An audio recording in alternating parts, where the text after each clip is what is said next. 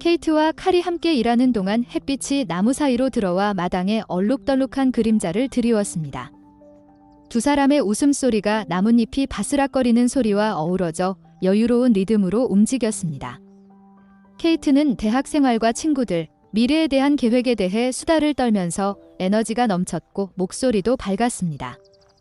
반면에 칼은 조용해 보였지만 존재감은 그다지 떨어지지 않았습니다.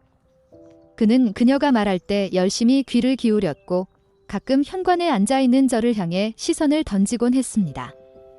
정중한 태도나 조용한 자신감으로 자신을 표현하는 방식 그 이상의 무언가가 그에게서 느껴졌습니다.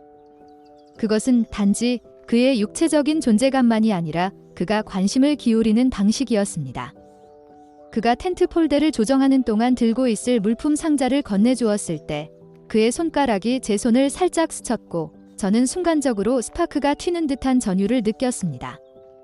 정말 잘하시네요. 잠시 후 저는 거의 조립이 끝난 텐트를 향해 고개를 끄덕이며 말했습니다. 가슴이 두근거리는 것을 감추기 위해 제 말투는 가벼웠습니다. 익숙해지면 그렇게 어렵지 않아요. 칼이 미소를 번쩍이며 대답했습니다. 그의 표정에는 따뜻함이 있었고 20살보다 훨씬 나이가 많아 보이는 개방성이 있었습니다. 게다가 케이트는 당신이 그녀를 위해 많은 일을 해줬다고 하더군요. 저도 힘을 보태야겠다고 생각했어요. 그가 케이트가 텐트의 마지막 구석을 고정하는 것을 돕기 위해 돌아선 후에도 그의 말은 오랫동안 제 머릿속에 남아 있었습니다. 남편이 세상을 떠난 후 몇 년 동안 아무도 저에게 그렇게 말한 적이 없었습니다. 단순한 예의가 아니라 그의 목소리와 필요 이상으로 제 시선을 오래 붙잡고 있는 모습에서 진심이 느껴졌습니다. 오후가 되자 캠프장이 제 모습을 갖추기 시작했습니다. 숲에서 가져온 통나무로 둘러싸인 작은 화덕이 중앙에 자리 잡고 있었습니다. 케이트는 손으로 부채질을 하며 그중 하나에 과감히 몸을 내려놓았습니다. 휴. 캠핑에 이렇게 많은 노력이 필요한 줄 누가 알았겠어요? 칼이 케이트 옆에 앉아 웃었습니다. 우리끼리 다 하자고 주장한 건 당신이잖아요. 기억나. 그녀는 장난스럽게 혀를 내밀었고 저는 그들의 역동적인 모습에 미소를 지을 수밖에 없었습니다. 그들은 젊고 생동감 넘쳤으며 자신들이 만든 작은 거품 바깥 세상의 무게를 전혀 모르고 있었습니다. 그들을 보면서 저는 슬픔과 시간이 저에게 흔적을 남기기 전에 단순했던 관계에 대한 그리움, 즉 제 자신의 젊은 시절에 대한 향수를 느꼈습니다. 그러다 칼이 다시 저를 흘겨보았고 그의 개암색 눈동자가 제 숨을 먹게 할 만큼 강렬하게 제 눈을 마주쳤습니다. 아주 잠깐 동안 제가 오랫동안 조심스럽게 유지해온 평온한 외모를 지나 그가 저를 꿰뚫어 보는 것 같았습니다. 그리고 그 순간 저는 뭔가 불안한 것을 깨달았습니다. 어쩌면 제가 그를 원했을지도 모른다는 생각이 들었습니다. 오후의 따스한 햇살이 모든 것을 부드럽게 만들어 아무리 단순한 일이라도 마법처럼 느껴졌습니다. 칼은 자신감이 넘치면서도 위압적이지 않고 방해하지 않으면서도 도움을 주는 그 나이 또래의 사람치고는 놀라울 정도로 여유롭게 움직였습니다. 화덕 옆에 통나무를 쌓을 때 저는 그가 모든 것이 제대로 되었는지 확인하려는 것처럼 그의 움직임이 얼마나 신중한지 알 수 있었습니다. 사실 그럴 필요는 없었어요. 케이트와 저는 혼자서도 충분히 잘 해낼 수 있었거든요. 하지만 그의 행동에서 조용히 사려 깊음을 느낄 수 있어서 도와주고 싶다는 생각이 들었습니다. 정말 잘하시네요. 저는 잠시 후 깔끔하게 정돈된 통나무를 향해 고개를 끄덕이며 말했습니다. 가슴이 두근거리는 것을 감추기 위해 제 말투는 가벼웠습니다. 익숙해지면 그리 어렵지 않아요. 칼이 미소를 번쩍이며 대답해 주었습니다. 그에게는 소년 같은 매력도 있었지만 나이를 훨씬 뛰어넘는 성숙함도 있었습니다. 그가 웃을 때 눈가에 살짝 주름이 잡혔고 저는 너무 오래 머물러 있기도 전에 시선을 돌리고 말았습니다. 그래도 고마워요. 제가 손에 묻은 나무 껍질 조각을 털어내며 덧붙였습니다. 굳이 그렇게까지 할 필요는 없었어요. 그는 어깨를 으쓱하며 표정이 부드러워졌습니다. 말씀드렸듯이 별거 아니에요. 게다가 케이트가 항상 당신 얘기를 하잖아요. 당신이 얼마나 대단한 사람인지.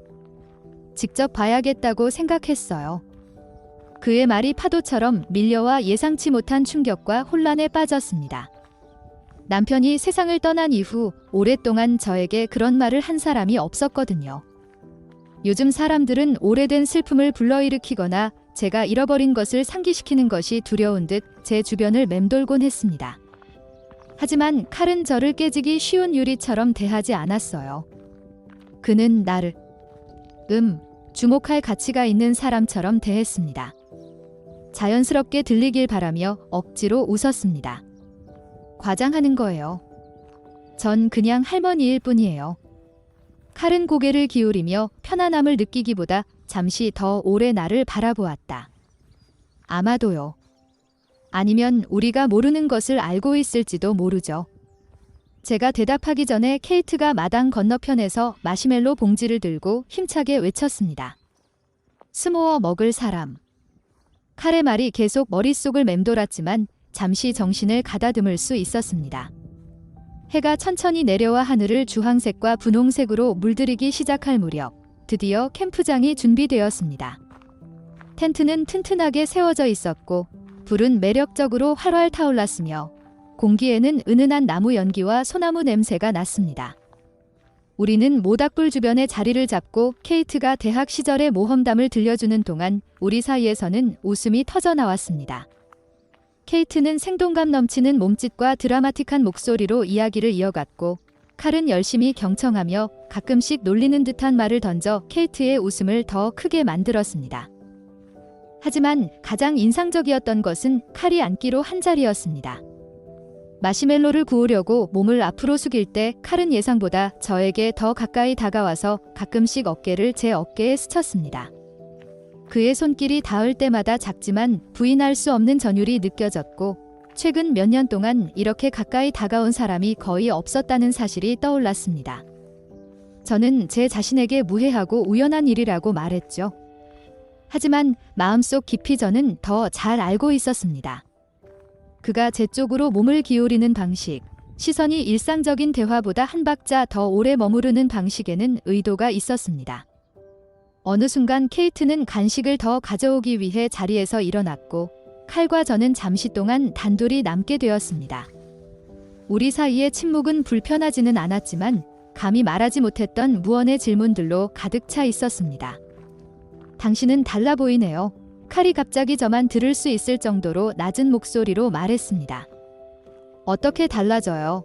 저는 평정심을 유지하려고 애썼지만 심장이 한 박자씩 뛰면서 물었습니다. 그는 머뭇거리며 막대기로 불을 찔렀습니다. 모르겠어요.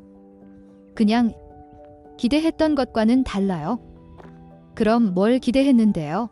호기심이 발동한 나는 계속 물었다. 칼은 사려 깊은 표정으로 나를 흘끗 쳐다보았다. 좀 더 조용한 사람, 아마도 더 내성적이고. 하지만 당신은 따뜻해요. 대화하기 편하죠. 따뜻하다. 그 말은 단순하면서도 심오하게 공중에 머물렀다. 오랫동안 저는 어머니와 할머니라는 역할 외에는 세상이 제 존재를 잊어버린 것처럼 투명인간처럼 느껴졌어요. 하지만 칼은 표면적인 모습뿐 아니라 더 깊은 곳에 저를 보고 있었습니다. 제가 갈망하고 있는지도 몰랐던 무언가를요. 케이트가 돌아오자 마법이 풀리고 저녁은 다시 가벼운 리듬을 되찾았습니다. 하지만 미묘하지만 부인할 수 없는 변화가 남아 있었습니다. 칼의 세심함은 불이 꺼져 불씨만 남은 후에도, 케이트가 텐트로 물러나고 별이 끝없이 펼쳐진 후에도 오랫동안 제 곁에 머물렀습니다. 그날 밤 늦게 잠에서 깨어나 멀리서 들려오는 귀뚜라미 소리를 들으면서 저는 그뿐만 아니라 제 안에도 무언가 변했다는 느낌을 떨쳐버릴 수 없었습니다. 불이 부드럽게 지글거렸고 그 온기가 갑자기 밀려오는 한기를 조금이나마 덜어주었습니다. 칼의 말이 우리 사이의 공기에 머물렀는데 제가 아직 풀 준비가 되지 않았다는 의미로 무겁게 다가왔습니다. 별표, 당신은 살아있다고 느끼게 해줄 사람이 필요해요. 무슨 뜻이었을까요? 그냥 정중한 관찰이었을까? 아니면 나조차도 완전히 인정하지 못했던 내 안의 무언가를 그가 알아챈 걸까? 나는 불편하게 몸을 움직이며 손에 묻은 젤을 청바지에 털어냈다. 그렇게 나쁘지 않아요. 내가 생각보다 조용한 목소리로 마침내 말했다. 외로움은 시간이 지나면 익숙해지죠. 칼은 고개를 살짝 기울이며 가슴을 조이는 듯한 강렬함으로 저를 바라보았습니다. 그의 시선은 거슬리지 않았지만 마치 제가 수년 동안 제 주변에 세심하게 쌓아 올린 벽을 들여다보는 것처럼 느껴졌어요. 하지만 익숙하다는 것이 괜찮다는 것과 같은 말인가요? 그는 온화하면서도 날카로운 어조로 물었습니다. 그의 질문에 저는 깜짝 놀랐습니다. 남편이 세상을 떠난 이후 몇 년 동안 아무도 저에게 그런 질문을 한 적이 없었거든요. 사람들은 슬픔에 슬퍼하며 적절하다고 생각될 때 애도를 표한 다음 삶을 이어나갔습니다. 하지만 칼은 주저하지 않았습니다. 그는 제가 오랫동안 피했던 영역으로 대담하게 발을 내딛고 있었습니다. 저는 불길을 응시하며 모르겠어요 라고 인정했습니다. 가끔은 혼자 있는 게 더 편할 때도 있어요. 그는 제 말에 무게를 두는 듯 천천히 고개를 끄덕였습니다.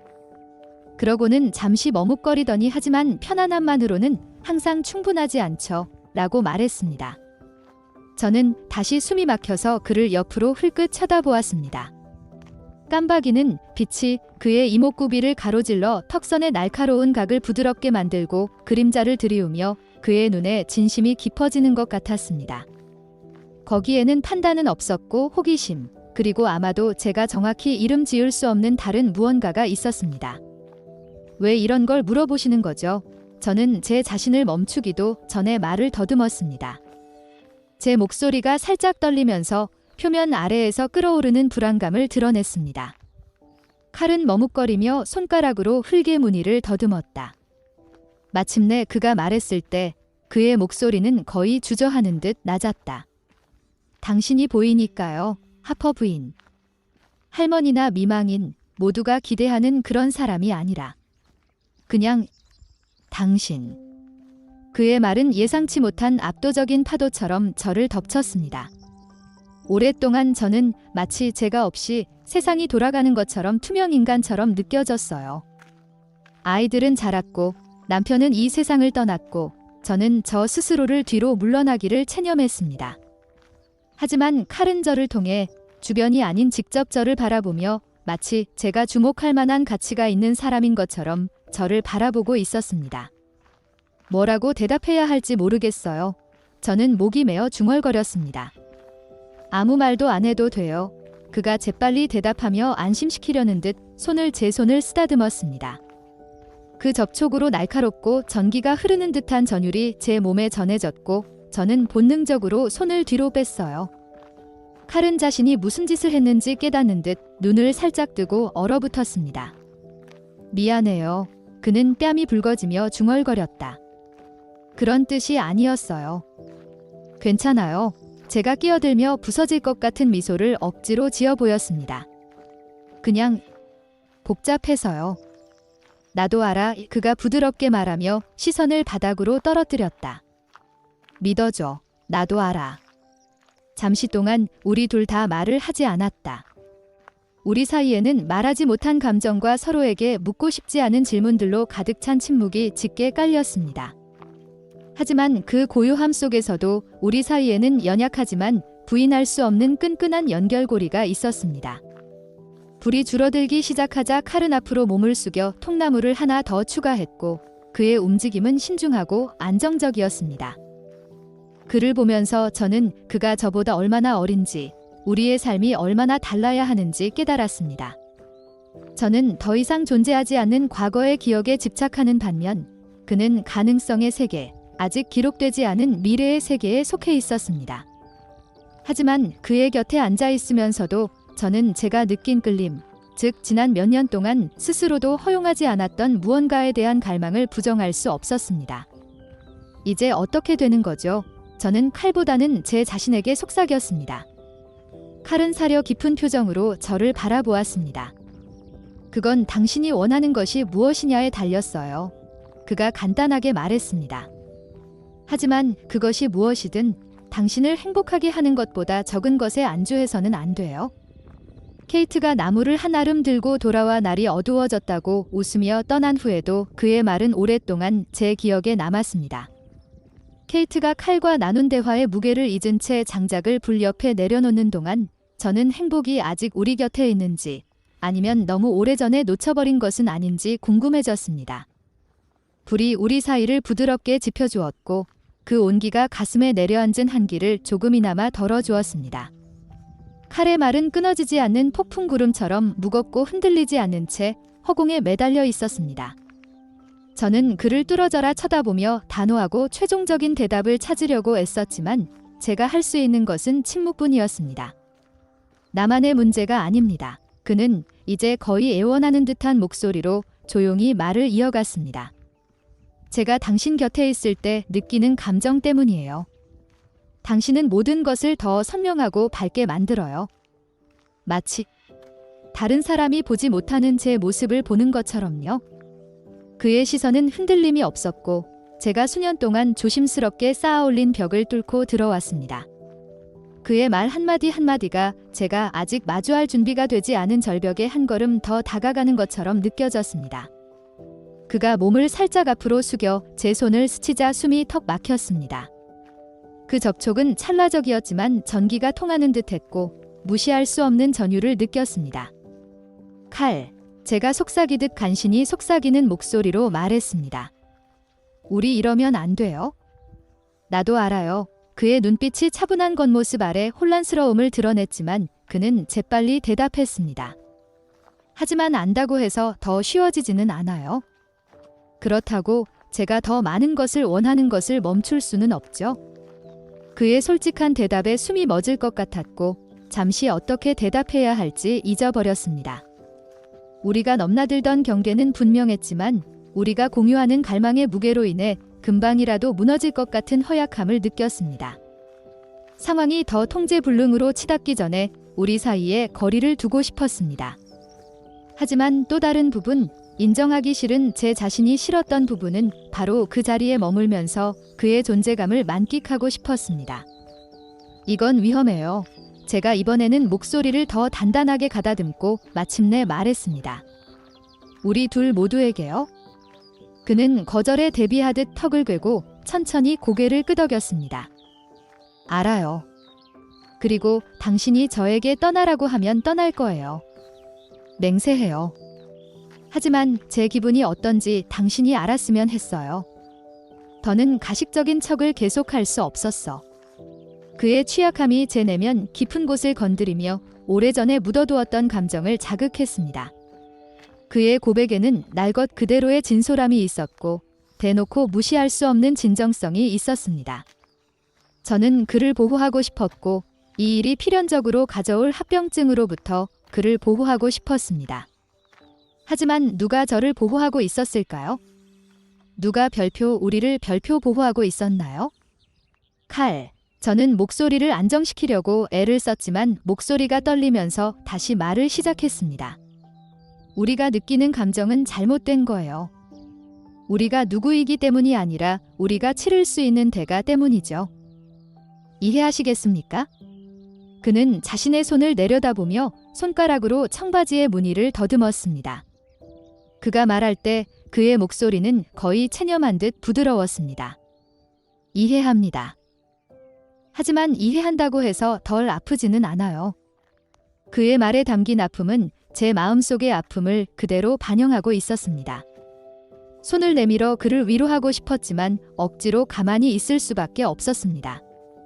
어떤 움직임이나 애정의 제스처도 오해를 받을 수도 있고 오히려 환영받을 수도 있기 때문입니다.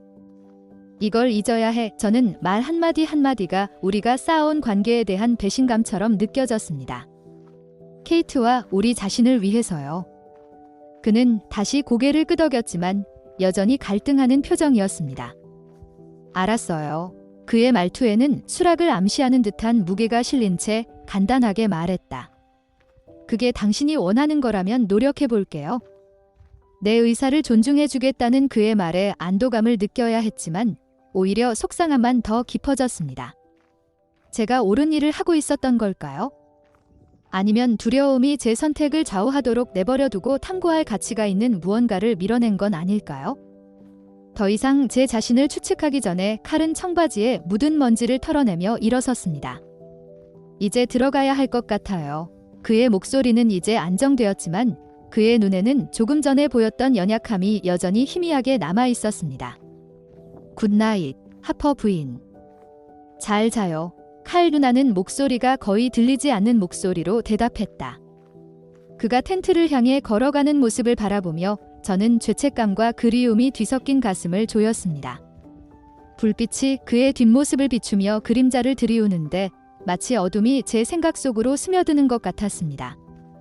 그가 텐트 안으로 사라지자 저는 떨리는 숨을 내쉬며 뒤에 있는 통나무의 등을 기대었습니다. 하늘의 별들은 무심하게 반짝였지만 그 아름다움은 아무런 위안도 주지 못했습니다. 나는 눈을 감고 내 안의 폭풍을 잠재우려 했지만 칼의 말은 사라지지 않았다. 그 말은 계속 남아서 저를 괴롭혔고 제가 옳고 그름에 대해 알고 있다고 생각했던 모든 것에 의문을 품게 만들었습니다. 그리고 밤이 길어지면서 저는 우리가 넘은 선이 단순히 물리적인 것이 아니라 감정적인 것이라는 무서운 사실을 깨달았습니다. 그리고 한 번 넘어선 선은 되돌릴 수 없었습니다. 그 후 며칠은 조용한 긴장감과 무언의 말들이 오가는 흐릿한 날들이었습니다. 칼은 그림자처럼 집 안을 돌아다니며 예의 바르게 행동했지만 평소의 따뜻함은 절제된 분위기로 바뀌었습니다. 케이트는 주변에서 소용돌이치는 기류를 의식하지 못한 채 웃음과 수다로 우리 사이의 공간을 채우며 자신도 모르게 우리가 공유하는 비밀의 무게를 덜어주었습니다. 하지만 그녀와 함께 있는 동안에도 그날 밤의 기억, 즉 칼의 시선이 제게 머물렀던 방식, 고백의 강렬함, 모든 이성적인 생각이 저를 떠나라고 외쳤음에도 불구하고 제 심장이 뛰었던 방식에서 벗어날 수 없었습니다. 저는 그 모든 순간을 머릿속에서 되풀이하며 단어 하나하나, 손길 하나하나를 분석하고 찾고 싶지 않은 답을 찾으려고 애썼습니다. 제가 틀렸나요? 당연히 틀렸죠. 우리가 넘은 경계와 흐릿해진 선을 부정할 수는 없었습니다. 하지만 내 안에 무언가를 일깨워 주었나요? 물론이죠. 오랫동안 저는 엄마, 할머니, 미망인으로서의 역할 외에는 세상이 제 존재를 잊어버린 것처럼 투명 인간처럼 느껴졌어요. 아이들은 다 커서 각자의 삶을 시작했고 남편의 부재는 결코 채울 수 없는 공허함을 남겼고 저는 그 정도면 충분하다고 스스로를 설득하며 고독에 체념했죠. 하지만 칼은 저를 보았습니다. 겉모습이 아닌 사회가 저에게 부여한 꼬리표가 아닌 나르려. 그는 제가 수년간의 의무와 상실감 속에 묻어두었던 부분, 여전히 연결과 열정, 삶을 갈망하는 부분을 발견했습니다. 그리고 한 무모한 순간 저는 그런 것들을 다시 느낄 자격이 있다고 스스로 믿었습니다. 하지만 죄책감은 끈질기게 저를 갉아먹었습니다. 어떻게 그런 생각을 하게 내버려 둘 수 있을까요? 제 조카는 저에 비하면 어린애나 다름없으니까요. 그 현실의 무게가 저를 짓누르며 숨이 막힐 것만 같았습니다. 나는 어떤 사람일까? 나는 이기적인가? 절망적인가요? 아니면 너무 오랫동안 스스로 부정해왔던 것을 갈망하는 결점이 많고 연약한 인간일까요? 그리고 도저히 마주할 수 없는 질문이 있습니다. 이제 어떡하지? 남은 내 존엄성을 살리기 위해 그를 완전히 밀어내고 우리를 이어주는 모든 끈을 끊어버릴까요? 아니면 그가 내 안에서 일으킨 감정이 좋은 방향으로 이어지지 않더라도 인정해야 할까요? 불확실성은 미친 듯이 다가오고 한치 앞을 내다볼 수 없는 폭풍이 내 안에서 휘몰아칩니다. 밤이 되어 집안이 조용해지고 어둠이 나를 감싸는 순간 나는 예전에 내가 누구였는지 생각해 봅니다. 한때는 열정과 연결을 갈망하지 않았나요? 내 영혼을 불태우던 사랑, 숨이 멎을 정도로 생생한 순간을 꿈꾸지 않았나요? 그런 꿈들은 이제 책임감과 슬픔에 묻혀 다른 생의 유물처럼 느껴집니다. 하지만 칼은 그 꿈들이 존재했음을 상기시켜 주었습니다. 그는 평범함을 넘어선 무언가를 원하고 아파하고 불타는 것이 어떤 느낌인지 기억하게 해주었습니다. 하지만 그런 욕망에 빠지는 대가는 저를 두렵게 합니다. 누군가 알게 된다면? 부끄러움이 칼날처럼 저를 찌르는 생각에 몸서리칩니다. 저를 위해서가 아니라 아이를 보호하고 성인이 되어서도 지켜야 할 순수함을 지키기 위해서입니다. 그렇지 않나요? 하지만 거리를 두기로 결심했음에도 불구하고 아이가 보지 않을 때면 저도 모르게 아이를 바라보게 되죠. 스케치할 때 그의 손이 움직이는 방식, 아무도 주목하지 않는다고 생각할 때 입가에 번지는 희미한 미소 등 제 내면 깊은 곳, 원초적이고 부인할 수 없는 무언가를 끌어당깁니다. 시간이 지나면 사라질 것이라고 스스로에게 말하지만 사실 그렇게 되기를 바라는 건 아닌 것 같아요. 어느 날 저녁, 해가 지평선 아래로 내려가 하늘을 호박색과 장미색으로 물들이고 있을 때 저는 칼이 스케치하고 있는 거실 문 앞에 서 있습니다. 그의 고개가 들리고 우리 사이의 공간을 가로질러 우리의 눈이 마주칩니다. 순간 죄책감, 두려움, 의문 등 모든 것이 사라지고 우리 둘만 남았는데 그 순간은 너무나 현실적으로 느껴졌습니다. 괜찮아요. 그가 조심스럽지만 안정된 목소리로 부드럽게 물었습니다. 저는 눈에는 닿지 않은 미소를 억지로 지으며 고개를 끄덕입니다. 그냥 생각 중이에요. 무슨 생각요? 마음과 입술 사이 어딘가에서 말이 멈춘 채 망설입니다. 인생이 얼마나 복잡할 수 있는지요. 그는 사색에 잠긴 표정으로 스케치 패드를 옆에 내려놓습니다. 꼭 그럴 필요는 없죠. 잠시 생각에 잠긴 그가 말합니다. 당신이 원하지 않는다면요. 그의 말이 의미심장하게 들렸고 저는 제 자신을 둘러싸고 있던 벽에 균열이 생기기 시작하는 것을 느꼈습니다. 어쩌면 그의 말이 맞을지도 모르죠. 인생이 꼭 해야 할 일과 하지 말아야 할 일, 죄책감과 그리움으로 얽힌 그물망일 필요는 없을지도 모릅니다. 어쩌면 겁이 나더라도 나 자신을 위해 무언가를 원해도 괜찮을지도 모릅니다. 하지만 그 자리에 서서 그의 진지한 눈빛을 바라보니 앞으로의 길이 쉽지 않다는 것을 알았습니다. 제가 어떤 선택을 하든 한 발 물러서든 기대든 모든 것이 바뀔 것입니다. 그리고 제가 그럴 준비가 되어 있는지 잘 모르겠습니다. 그들이 떠난 날 아침은 흐린 날씨였고 하늘은 제 가슴의 무거움과 어울리는 칙칙한 회색이었습니다. 케이트는 평소처럼 활기차게 팔에 가방을 가득 메고 얼굴에 환한 미소를 지으며 집을 나섰습니다. 그동안 고마웠어요. 할머니, 케이트가 두 팔로 저를 꼭 안아주며 말했습니다. 할머니의 따뜻함이 위로가 되었고 삶이 덜 얽히고 감정이 덜 복잡하고 어떻게 처리해야 할지 모르던 단순했던 시절을 떠올리게 했습니다. 천만에요. 자기야, 제가 그녀의 등을 꽉 껴안으며 대답했습니다. 곧 또 놀러와, 알았지? 그럴게요. 그녀는 약속하며 가방을 차 트렁크에 넣기 위해 자리를 떴습니다. 그녀는 마지막으로 손을 흔들며 조수석에 올라타고 칼과 저만 문 옆에 남겨두고 돌아섰습니다. 칼은 주머니 깊숙이 손을 집어넣은 채 표정은 읽을 수 없었지만 무언가 알 수 없는 무언가로 가득 찬 채 그 자리에 서 있었습니다. 잠시 동안 우리 둘 다 움직이지도 말하지도 않았습니다.